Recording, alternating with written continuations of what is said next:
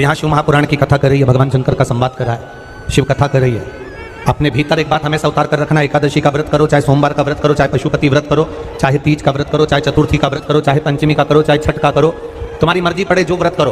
पर शिव महापुराण की कथा कहती है जैसे माता पार्वती जी ने भगवान शंकर से जाकर प्रार्थना करा कि हे भोलेनाथ, मेरा मन करता है कि मैं तप साधना करूं और उस तप साधना के पुण्य को इकट्ठा कर कर मैं आपको समर्पित करूं।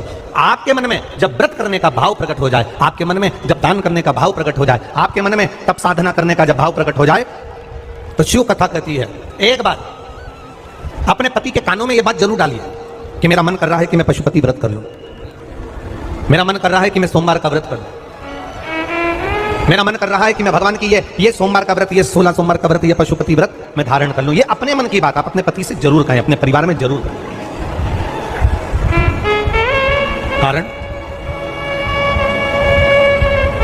शिव महापुराण की कथा कहती है आपका किया गया उपवास, आपका किया गया भजन, आपका किया गया मंत्र जाप, जब आप करने के लिए बैठें, उपवास करें, मंत्र जाप करें, कीर्तन करें, तो आप जब जप करने या कीर्तन करने या मंत्र जाप करने या उपवास करने के लिए जब तैयार हों और आगे बढ़ें, उपवास करते समय, तप साधना करते समय कोई परिवार का व्यक्ति आकर यदि आपका हाथ पकड़कर उठा दे या आपको अपशब्द कहे तो यह श्रेष्ठता नहीं है।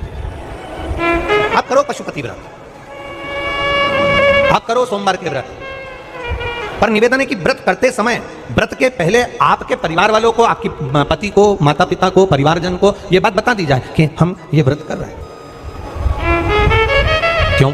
उसका कारण केवल इतना सा है कि जब हम ये परिवार वालों को बता देंगे कि हम व्रत कर रहे हैं तो आपके व्रत में कोई टोकने वाला नहीं रहेगा, आपके व्रत को कोई रोकने वाला नहीं रहेगा और आप निष्कपट भाव से भगवान की अविरल भक्ति को धारण कर सकते हो। निष्कपट भाव से भगवान के भजन को धारण कर सकते।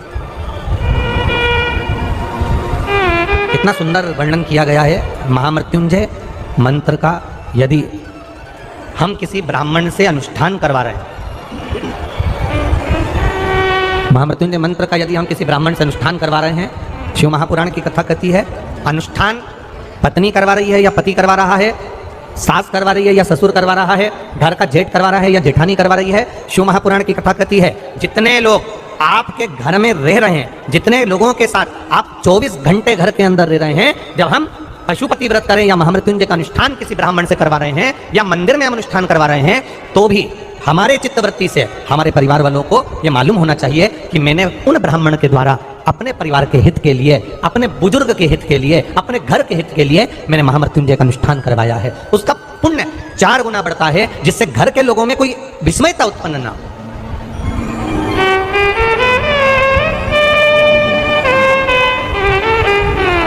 हमारे भीतर कोई विस्मयता उत्पन्न ना हो, हमारे मन के भीतर कोई भेदभाव उत्पन्न ना हो। और हम तो यहां तक कहेंगे, आप अगर शंकर जी के मंदिर में जा रहे हो, 1 लोटा जल चढ़ा रहे हो, शंकर जी के मंदिर में पहुंचकर 1 लोटा जल समर्पित कर रहे हो, तो भी आपके घर के लोगों को मालूम होना चाहिए कि ये पास वाले शिव मंदिर में गई है, मेरे पास के मंदिर में मेरा घर का बच्चा शंकर जी को जल चढ़ाने गया है, मेरा पति पास के मंदिर में शंकर भगवान को जल समर्पित करने के लिए गया है। ये घर के लोगों को ज्ञात होना चाहिए।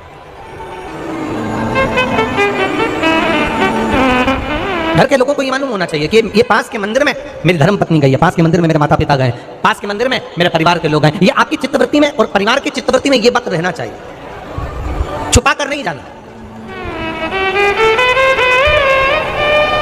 छुपाकर भगवान के मंदिर में नहीं जाना, छुपाकर पशुपति व्रत नहीं करना। महाराज, शिव महापुराण की कथा वर्णन करती है कि आप भगवान का अगर कोई व्रत, कोई साधना, कोई नियम ले रहे हो, माना आपने कोई व्रत करा, कोई साधना करी, पर घर के लोगों को वो ज्ञात होना चाहिए कि ये मंदिर तक जा रही है, ये पशुपति व्रत कर रही है, आराधना कर रही है। आज माता पार्वती जी ने शिव जी के सम्मुख में ये बात कह दी कि मैं एकांत में जाकर भगवान का तप करना चाहती हूँ और एकांत में बैठकर तप करना चाहती हूँ और उस तप का जो पुण्य है वो आपको देना चाहती हूँ। शंकर भगवान ने तुरंत माता पार्वती जी से कहा, सुनो जगत जननी, सुनो जगदम्बा, सुनो पार्वती, आप तप करो, मना नहीं है, आप साधना करो, मना नहीं है, आप आराधना करो, मना नहीं है, और आप सोचो कि आपकी करी गई तप साधना का पुण्य आप मुझे दे दो, तो भगवान तुरंत कहते हैं पार्वती जी मुझे आपके तप साधना का पुण्य नहीं चाहिए, आप अपना पुण्य अपने पास में रखो, हमें आपका पुण्य नहीं चाहिए।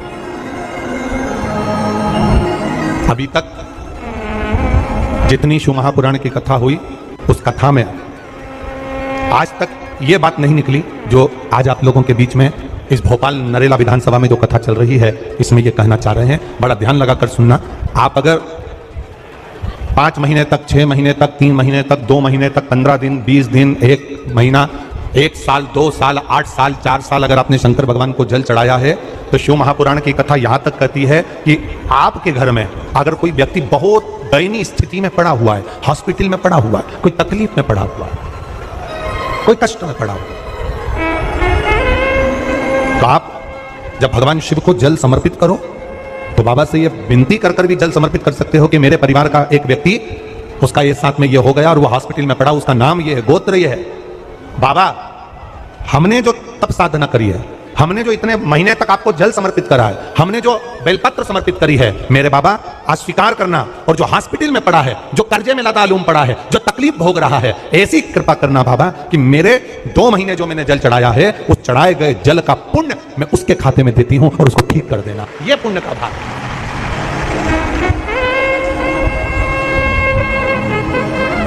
ये पुण्य का भाग। आप अपना पुण्य भी किसी जीव के कल्याण हेतु दे सकते हैं। अब किसी ने एक बार ये कथा सुनी और कथा सुनकर कहा महाराज जी आप कहते हो कि शंकर जी पे चढ़े हुए जल का पुण्य भी हम किसी को दे सकते हैं क्या? शंकर जी को चढ़े हुए जल का पुण्य क्या किसी को दिया जा सकता है? क्यों नहीं दे सकते? क्यों प्रदान नहीं कर सकते?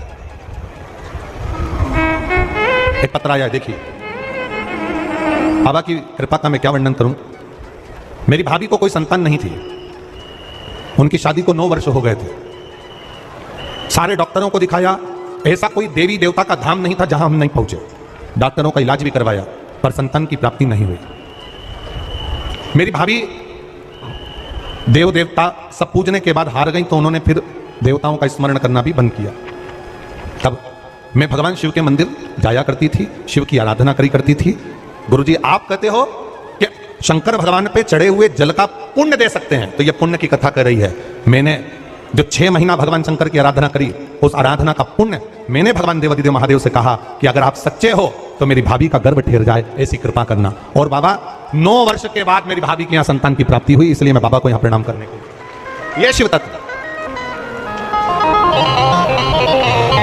एक पुण्य का अपने भीतर एक विचार फिर करिएगा। बड़े बड़े सावधानी की कथा है। आप लोग सोचो कि यह कथा यहाँ से सुनी, यहाँ से निकाल दी, बची कुची थी, कपड़े में झटकार दी। यहाँ कथा अगर सुनने के लिए आए हो तो थोड़ा दिल लगाकर सुनना, मन लगाकर सुनना। हो सकता है एलईडियाँ थोड़ी बंद चालू हो, मना नहीं है, पर माइक की व्यवस्था आपके पास में है तो दिल लगाकर सुनो। जहां मौका मिल जाए वहां बैठकर अपना चित्त लगाकर सुनना, क्योंकि 3 घंटे में से केवल 2.5 घंटा आपको प्राप्त होता है। बाकी का पूरा समय आप लोग यहाँ सुबह 6 बजे से रात को 3 बजे